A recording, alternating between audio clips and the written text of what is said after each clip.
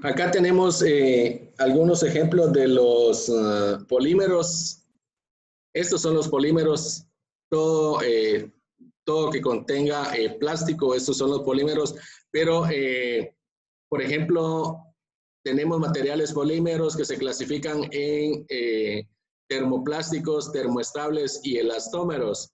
Los termoplásticos, pues térmicamente deformables, solidificación no irreversible, múltiples ciclos de calentamiento, enfriamiento no alteran su estructura molecular, igual al reciclado de material y recuperado residuos de producción. Ejemplos, acetato de celulosa, polietileno, poliestireno, cloruro de polivinilo, PVC, policarbonatos acrílicos.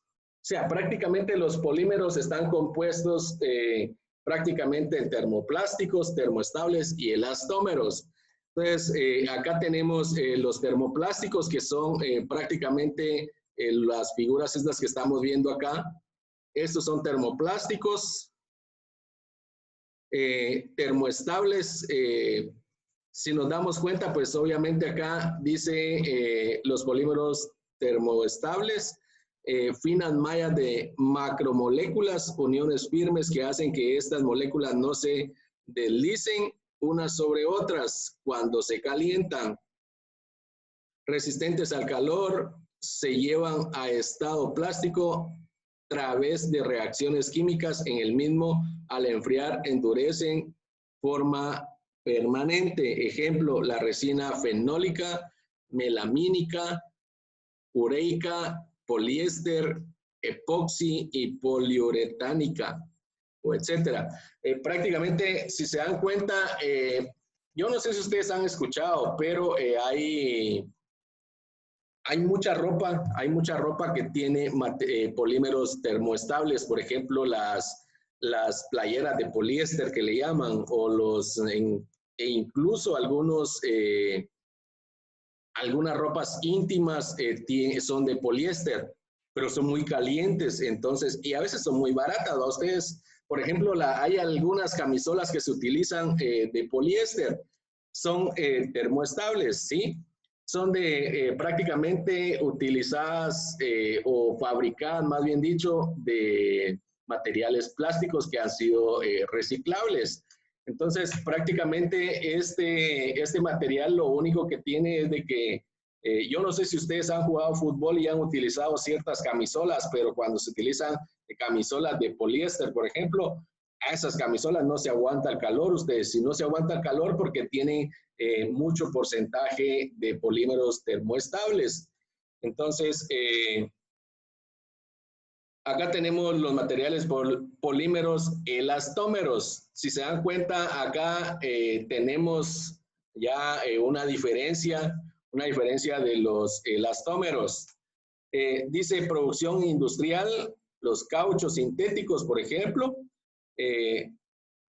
el caucho vulcanizado y gran resistencia y elasticidad. Por ejemplo, las suelas de los zapatos, son polímeros elastómeros porque ellos ya tienen un poco más de resistencia, por ejemplo, a la abrasión, por ejemplo, aunque hay zapatos ustedes que, o sea, no se le van a desgastar ese mismo día, pues, pero sí se le va a desgastar, pero conforme el uso. Pero realmente estos elastómeros son utilizados para esta fabricación. Si se dan cuenta, tenemos acá ciertos elementos, tenemos plantillas para zapato, tenemos también algunas alfombras elastómeras, tenemos por acá unos, ¿qué son estos ustedes?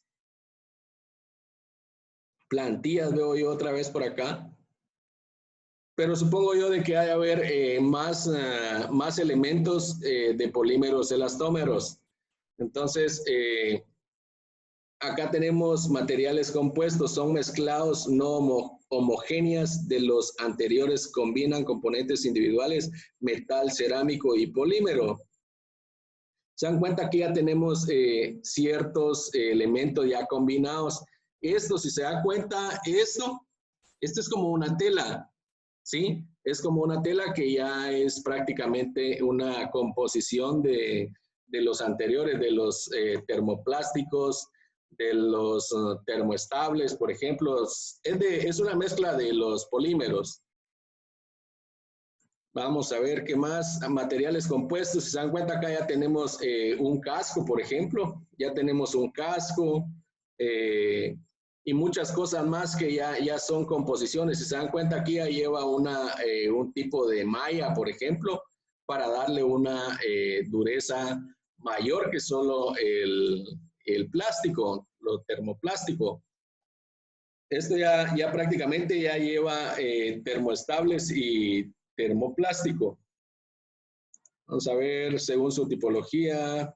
Veamos acá, dice los metales, la morfología y la tecnología. Si se dan cuenta, prácticamente todo esto, lo que tenemos acá en este punto, es lo que utilizamos nosotros para hacer los ensambles, ¿sí? Tenemos, si se dan cuenta, tenemos acá los remaches, tenemos acá, este es un ensamble. Vamos a ver qué es esto. Vamos a ver si logran observar qué es esto.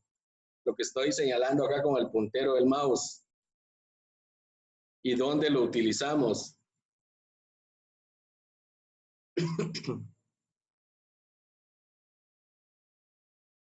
Vamos a ver, está Orlando, Edgar o Emerson. A ver quién de los tres logra identificar qué es esto y dónde lo utilizamos.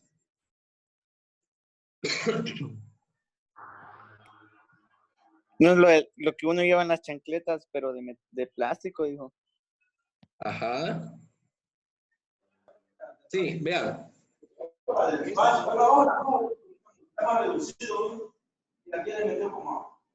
¿Qué es, Edgar? Manda. ¿Qué decías? No, nada, prove. Ya Emerson nos dijo ahí que es lo que se llevan las chancletas, pero tiene otros usos. Ahí hay lo que yo miro, son remaches. Estos son remaches. Exactamente, son remaches. Y esto de acá. Son remaches, estos son remaches, pero si se da cuenta, van en el cincho. Y he visto también que los ponen en la chumpa, prove. Si no te mal, yo sí los miro que son remaches, no sé. Sí, exactamente. Vean, este es otro tipo de remache. Este es otro tipo de remache y precisamente lo tienen los pantalones. ¿Sí?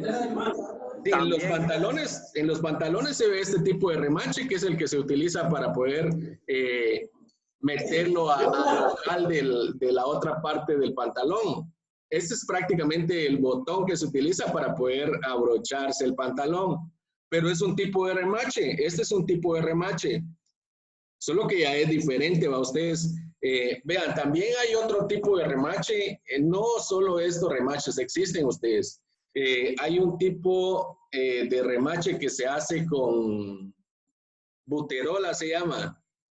Ese tipo de remache, pues uno mismo lo fabrica, no lo compra uno en la ferretería, aunque yo creo que sí ya lo venden, pero cuando uno lo hace es bien interesante hacerlo porque uno le va dando la forma.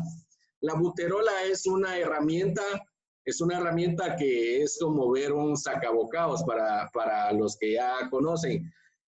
Para Emerson, que no tiene conocimiento, pues un sacabocados es como ver un cincel, solo que en la punta no es puntiaguda, sino que prácticamente es cilíndrico y tiene un agujero como que fuera a entrar un clavo, por ejemplo, como que fuera a entrar un clavo en la punta de este cincel. Entonces lo que hace, eso se le llama buterola. Entonces lo que hace es de que usted empieza a golpearle la cabeza, es un pin. Por ejemplo, cuando usted hace este remache, es un pin cilíndrico, como ver esta parte, vean, como ver esta parte del remache, solo que no tiene la cabeza. Entonces, cuando usted le empieza a golpear acá con la buterola, se le empieza a deformar la parte cilíndrica y empieza a formar la cabeza, la cabeza. Entonces, cuando ya tiene usted, por ejemplo, hecha la cabeza de una parte, entonces ya puede usar usted ese pin, ya lo puede usar, ensambla sus piezas, por ejemplo, ensambla sus piezas y ya le mete este remache, se lo mete, lo corta a la altura que usted quiere y lo vuelve a golpear con la buterola.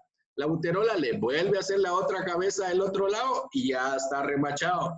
De aquí que salga esa pieza que usted ha ensamblado ahí, solamente que la corte con amoladora, con un equipo de oxicorte, por ejemplo, o incluso hasta con soldadura se puede cortar. Pero ese es un remache que uno mismo lo fabrica.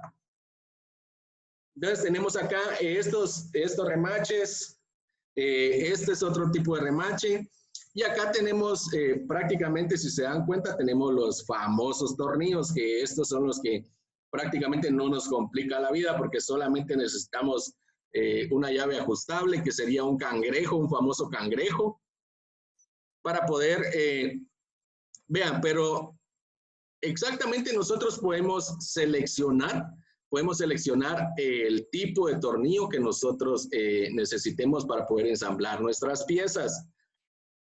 Si podemos ver acá, tenemos diferentes tipos de tornillos, ¿sí? Diferentes tipos de tornillos. Pero eso lo vamos a ver en otra presentación. Si nos damos cuenta acá, esto es con respecto al punto, con respecto a la línea, tenemos, si se dan cuenta, tenemos tubo rectangular, precisamente para hacer ensamble con láminas, ¿sí? El tipo de metal lineal es utilizado para hacer un ensamble con lámina, por ejemplo. Ese es un tubo rectangular.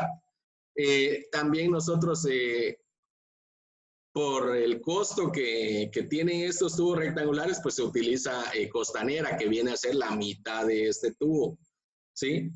Entonces, acá tenemos también, si se dan cuenta, acá tenemos otros tipos de tubo rectangular, ¿sí? Acá tenemos el tipo de metal lámina, las láminas, pero como les decía, prácticamente con lo que respecta a los metales, para poder hacer ensambles, no precisamente va a ser una lámina. Nosotros podemos hacer ensambles con cualquier elemento, cualquier material que tengamos. Puede ser un ensamble, por ejemplo, de madera, puede ser un ensamble de cualquier otro elemento que nosotros queramos ensamblar.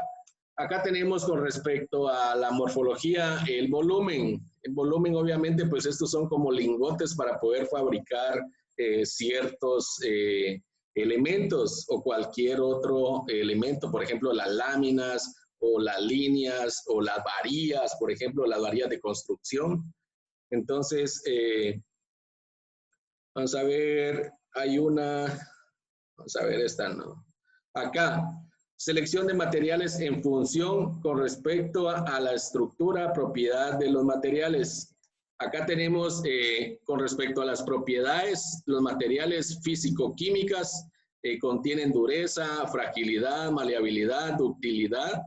Y con respecto al proceso, son una estructura interna, configuración de átomos y otros factores. La composición, método de transformación, material y proceso más económico. Con respecto a las aplicaciones específicas, predicción, control, comportamiento, desempeño, procesamiento y dimensiones. Acá tenemos, vean, los materiales. Tenemos como tipo A, los metales que son ferrosos y no ferrosos, los plásticos que son termoestables y termoplásticos, los elastómeros que son termoestables y termoplásticos, y los materiales industriales naturales, que es el carbón, el vidrio, la cerámica, metales duros, refractarios, fibras y productos de madera. Los compuestos de matriz metal, compuestos matriz y polímero. Vamos a dejar esto hasta aquí ustedes y vamos a ver otra presentación. Pues aquí hay otro mapa conceptual que podemos contemplar también con respecto a las propiedades mecánicas. Si se dan cuenta, acá tenemos la estructura de los materiales, que son los enlaces atómicos, metálica, covalente, iónica, cristalina, amorfa, y etcétera. Eso lo vamos a dejar hasta ahí. Ustedes ya lo tienen ahí, el link para poder revisarlo. Y vamos a ver esto. Vamos a ver esta presentación. Ensamble de piezas mecánicas, por ejemplo. Acá tenemos lo que es un tornillo, porque prácticamente eso es lo que nosotros, o regularmente es lo que se utiliza en la industria y en cualquier lugar que nosotros hagamos un ensamble, pues tenemos también los tornillos. Para la otra semana, pues vamos a ver, por ejemplo, los tipos de remaches, vamos a ver el ensamble por soldadura también. Y vamos a hacer ciertos cálculos por ahí para poder, por ejemplo, cuando yo voy a hacer un ensamble, pues obviamente, si voy a utilizar un tornillo, pues obviamente voy a perforar. Por ejemplo, si yo necesito ensamblar lámina, por ejemplo, de 1/8 o de media pulgada o de 5/8, 3/4, por ejemplo, yo necesito seleccionar mis RPM en el taladro para poder perforar. Y cuánto más le voy a dar de diámetro para poder ensamblar mi tornillo en las piezas. Entonces, eso lo vamos a ver la otra semana. Tenemos acá, dice que es el tornillo. El tornillo es un operador que deriva directamente del plano inclinado y siempre trabaja asociado a un orificio roscado. Básicamente pueden definirse como un plano inclinado enrollado sobre un cilindro, o lo que es más realista, un surco helicoidal tallado en la superficie de un cilindro. O sea, prácticamente este es un cilindro o es un vástago, si nosotros lo queremos llamar así, con una cabeza. Pero prácticamente acá tenemos nosotros las partes que conforman el tornillo. Si nos damos cuenta, pues obviamente el tornillo está compuesto por una cabeza. Ya más adelantito vamos a ver las diferentes o los diferentes tipos de cabeza de los tornillos, porque en realidad existe una infinidad de cabezas de tornillos. Tenemos acá lo que es el vástago. Si se dan cuenta, el vástago es toda la parte desde donde está la cabeza hasta el final del tornillo. Eso es el vástago. El cuello es la parte que tenemos libre de rosca, sin rosca, ¿sí? Es la parte que no lleva rosca, eso se le va a llamar cuello. Y acá la rosca, pues obviamente es desde donde se inicia la rosca hasta el final, esa es la rosca. Pero en la rosca realmente nosotros debemos de considerar 3 puntos específicos en lo que es la rosca. En la rosca, pues nosotros tenemos el filete que es precisamente desde el punto, vean, desde el fondo hasta acá, hasta la cresta. Ese es el filete, ¿sí? El filete es un hilo, por ejemplo, es un hilo desde el fondo hasta la cresta. Ese va a ser el filete. También tenemos la cresta de la rosca va a ser la punta, ¿sí? La punta, o sea, por ejemplo, yo tomo acá, y obviamente cuando yo voy a medir la rosca, el diámetro de la rosca o el diámetro del tornillo, por ejemplo, yo voy a tomar la medida, ¿sí? Yo voy a tomar la medida de la cresta del diente de este lado hacia la cresta del otro lado, ¿sí? Entonces, en la rosca yo debo de contemplar estos 3. El filete, que es el filete, es un hilo de rosca, y la cresta, que es prácticamente la punta del hilo de la rosca. y el fondo, que es prácticamente la profundidad que va a tener, el hilo de la rosca, ¿sí? Y algo muy importante, o generalmente todas las roscas generalmente vienen a 60 grados, ¿sí? ¿Cómo así 60 grados? 60 grados, por ejemplo, se mide de esta parte de acá, ¿sí? Se mide, sacamos nosotros una línea horizontal, y ya podemos tomar nosotros el ángulo de acá, o sea, prácticamente va a tener 60 grados. ¿Por qué? Porque va a tener, si yo saco una recta de acá, por ejemplo, saco una recta del fondo del filete, yo saco una línea recta del fondo del filete, la tiro acá, va a tener 30 de la recta de acá para este lado, va a tener 30 y va a tener 30 de la parte de abajo. Entonces, en total a mí me va a hacer 60 grados. Eso es lo que regularmente tiene una rosca. Pero también hay ciertas normas que me regulan la fabricación de los tornillos. Vamos a ver por acá. Tenemos algunos diferentes tipos de cabezas de tornillos. Yo no sé si tienen alguna duda al respecto con esto ustedes.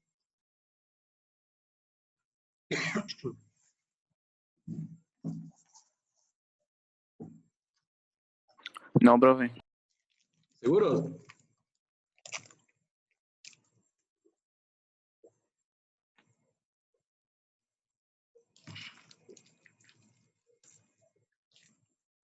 Bueno. Entonces acá tenemos tipos de cabezas de tornillos. Vean, acá tenemos la primera, que es una cabeza plana. La cabeza plana regularmente la utilizamos cuando yo voy a hacer un ensamble, por ejemplo.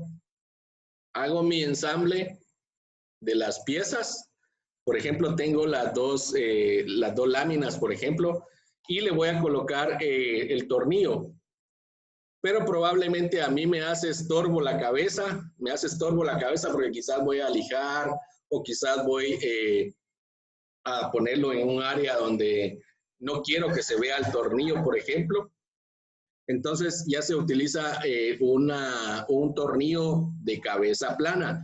Este tornillo de cabeza plana regularmente yo le hago el agujero, ¿sí? Le hago el agujero para esta parte, para todo el vástago, ¿sí? Yo le hago el agujero para todo el vástago del tornillo, y además de eso le debo de hacer una parte más ancha, ¿sí? Una parte más ancha para que entre la cabeza del tornillo. O sea, para que al final mi tornillo quede a ras de la superficie de mi metal, por ejemplo, si es una lámina, para que a la hora que yo quiera limpiarlo o algo, no me va a afectar la cabeza del tornillo, ¿sí? Para esos casos se utiliza la cabeza plana del tornillo, y porque obviamente no va a tener mayor esfuerzo, por decirlo así, no va a tener mayor esfuerzo, porque una cabeza plana, pues obviamente no me va a soportar un mayor esfuerzo. Por ejemplo, que yo quiera abrir las dos láminas así, lo que va a hacer el tornillo es de que o se le va la cabeza o rompe el diámetro del diámetro que yo le hice para que entrara la cabeza, por ejemplo. Entonces, esto es solo por situaciones de diseño, por decirlo así, porque obviamente queda escondido el tornillo. La cabeza cilíndrica ranurada. Esto se utiliza regularmente cuando yo voy a utilizar un destornillador plano, ¿sí? Pero obviamente tenemos que tener en cuenta de que la cabeza, esta ley va a quedar superficialmente arriba de mi pieza, ¿sí? Esta no se puede esconder. Entonces, y esto es para utilizarlo con un destornillador plano. También tenemos la cabeza de gota o segmentada. Esta igualmente, pues estos se utilizan, son tornillos buscarrosca a veces, buscarrosca o o también pueden ser planos, cilíndricos. Los buscarrosca es cuando, por ejemplo, tienen una puntiaguda, que son los que yo no necesito, por ejemplo, no necesito perforar para insertar el tornillo, sino que simple y sencillamente, pero obviamente si es un metal ferroso no va a entrar, ¿va? Ustedes tiene que ser, por ejemplo, en un ensamble de piezas de madera, por ejemplo, naturales. Entonces, o cualquier otro elemento que no sea ferroso, elementos ferrosos. Entonces, ahí sí ya puedo utilizar yo este tornillo de cabeza de gota o segmentada. También tengo acá el de la cabeza hexagonal. El de la cabeza hexagonal, pues obviamente es la que generalmente se utiliza. ¿Sí? Este tornillo de cabeza hexagonal es el que generalmente se utiliza.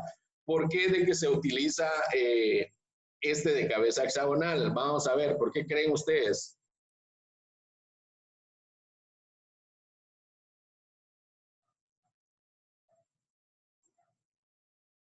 Vean, estos que mencioné acá, el de cabeza plana, el de cabeza cilíndrica y el de cabeza de gota, pues obviamente no se les puede, por ejemplo, si yo quiero apretar, quiero darle cierto torque, es muy probable y son de fácil, vean, son de fácil deterioro de la cabeza, porque si yo ejerzo una fuerza demasiada, se barre esto, ¿sí? Se barre, se soba, realmente se arruina la cabeza, ¿sí? Estos regularmente se utilizan solo para torques muy pequeños.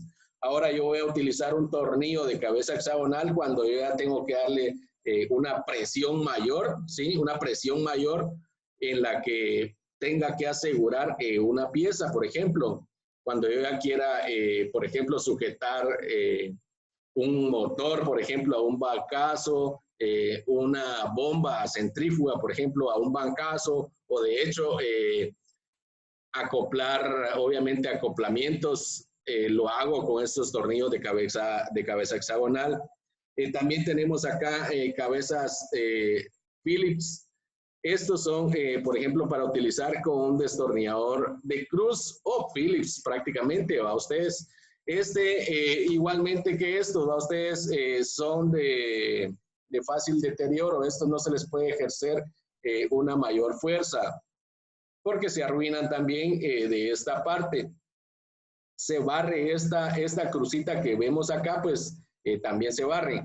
En muchos de los casos es más recomendable utilizar, pueden haber de estos mismos tornillos con respecto al diámetro, pueden haber exactamente de cabeza hexagonal, pero la cabeza hexagonal es para utilizar con llaves Allen. Las llaves Allen son hexagonales, se le llaman también, pero son llaves Allen. Esto es para utilizarlo en... Obviamente, pues tienen un mayor soporte de fuerza, ¿sí? Tienen un soporte mayor de fuerza estos tornillos. Aguantan porque prácticamente tienen mayor área de sujeción con la llave Allen, ¿sí? Con la... ¿Qué pasó, Emerson?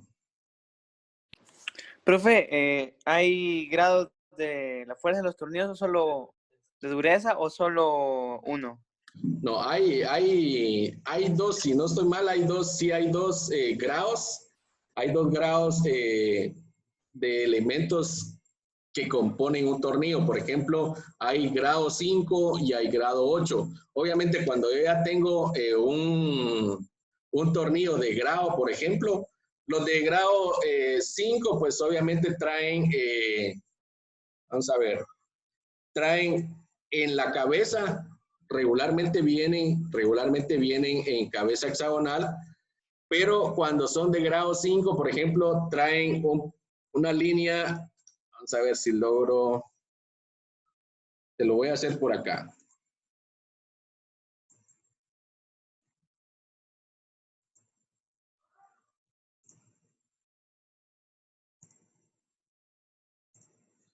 Regularmente un tornillo de grado 5 viene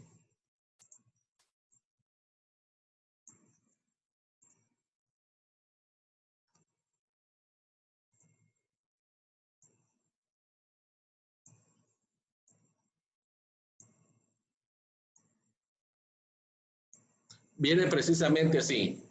Un tornillo de grado 5 te trae estos 3 palitos así, ¿sí? Obviamente estos tienen una mayor resistencia a la abrasión. Por ejemplo, estos te van a soportar más, o sea, como que traen una propiedad más de dureza para soportar cierta abrasión. Abrasión es vibración o roce de elementos.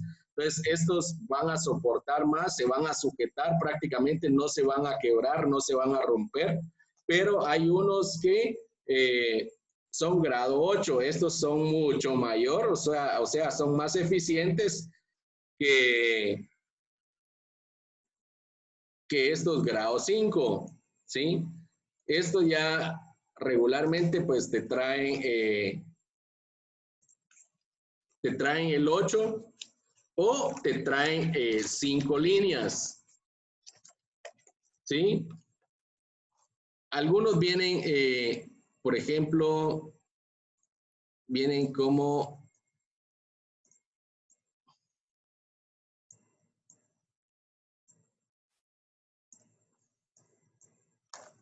Espérame.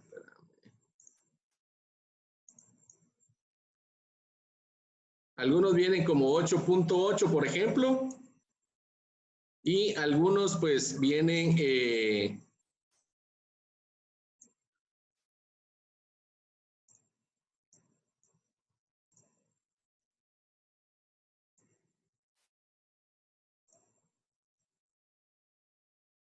te vienen así 8.8, pero vienen en el centro. O si no, de lo contrario, pues te vienen así, ahorita te digo.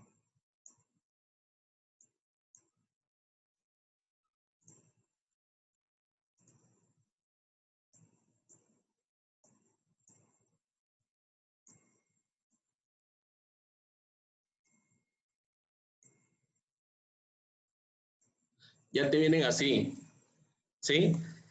Los del grado 5, este es grado 5.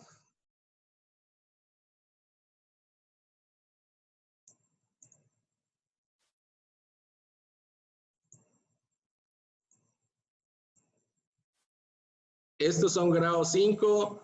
Estos son grado 5 de 3 líneas, es grado 5. El grado 8 te puede venir así, 8.8. Pero cuando te viene el 8.8, pues obviamente es un grado americano, ¿sí?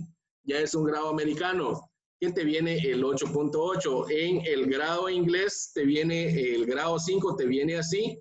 Y el grado 8 te viene así con palitos. O sea, el grado inglés pues te viene solo con palitos. O sea, por ejemplo, cuando te viene un tornillo grado inglés, entonces ya te viene con palitos. Ahora cuando es un grado americano, por ejemplo, viene con números. 8.8, por ejemplo, es grado 8. Y el grado 5 pues ya te viene con el número 5, ¿sí? Pero eso es con respecto a la resistencia. Obviamente el tornillo que no tiene ningún grado, pues la resistencia a él es mucho menor que un tornillo de grado 5 y no digamos un grado 8, ¿sí? Entonces, esa es la diferencia entre un tornillo sin grado. Obviamente viene solo la pura cabeza del tornillo y el hexagonal aquí va.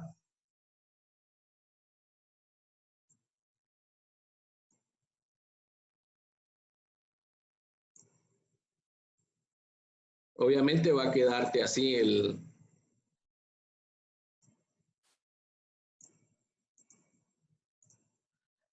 obviamente así se te miraría el tornillo sin ningún grado de resistencia. Ahora ya el tornillo de grado de resistencia, pues obviamente ya va a tener esta parte acá de los 3 palitos, el 8.8, o te va a venir así. Entonces no sé si tenés alguna duda al respecto. No, profe, gracias. Entonces, para seleccionar mejor un tornillo, pues obviamente yo voy a seleccionar, ¿va? Para asegurar mi ensamble o mi montaje de cualquier equipo, por ejemplo, voy a utilizar yo un grado 8, ¿va? Obviamente el costo va a ser mayor, Entonces, por costos, mucha gente se va por un tornillo normal, ¿sí? Por un tornillo normal, que es lo que normalmente o generalmente se utilizaba. Yo no sé si... Profe, ¿y hay Ajá. grados más grandes que ese o ese es el más grande que hay? No, este es el que se encuentra regularmente, el grado 8. Este es el que se encuentra el de resistencia más alta, grado 8, nada más. Ah, va. Gracias, profe. Ajá. Bueno, dudas, preguntas ustedes, porque ya casi se nos terminó el tiempo.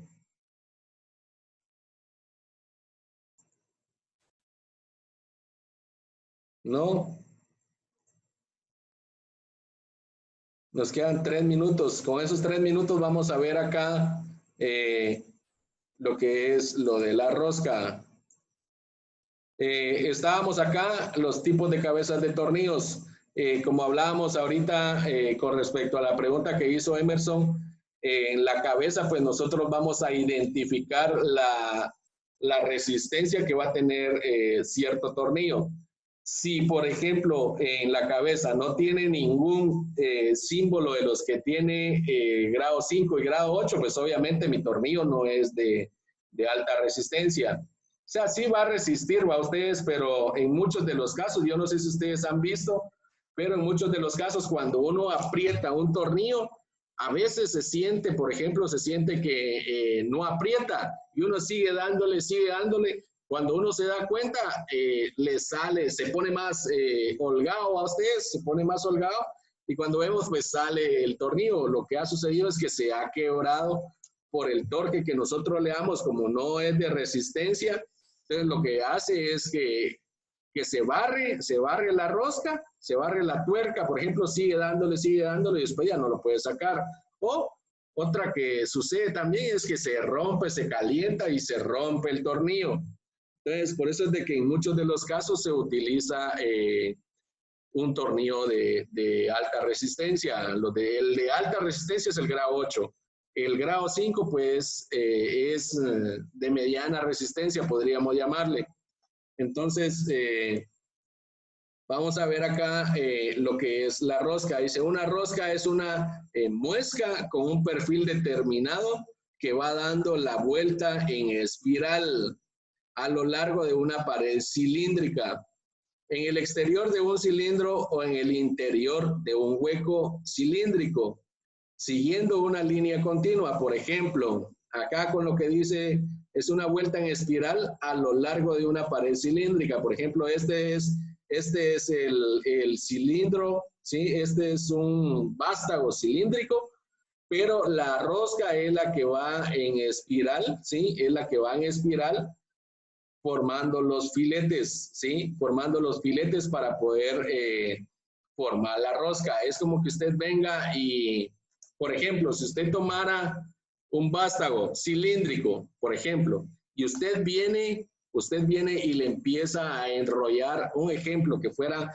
alambre de amarre, ¿sí? Usted le empieza a enrollar alambre de amarre a ese cilindro, usted prácticamente está formando una rosca y está formando una rosca redonda, ¿sí? ¿Por qué? Porque su filete va a ser, es redondo, no es con cresta, sino que es redondo. Entonces, a la hora que usted lo enrolla, usted forma un tipo de rosca, ¿sí? Entonces, a eso es lo que se refiere prácticamente la rosca. Yo no sé si tienen alguna duda al respecto. Si no, ahí nos vamos a quedar. Yo subo el video del día de hoy, o sea, las grabaciones del día de hoy, y les envío el link al grupo, si no tuvieran ninguna duda.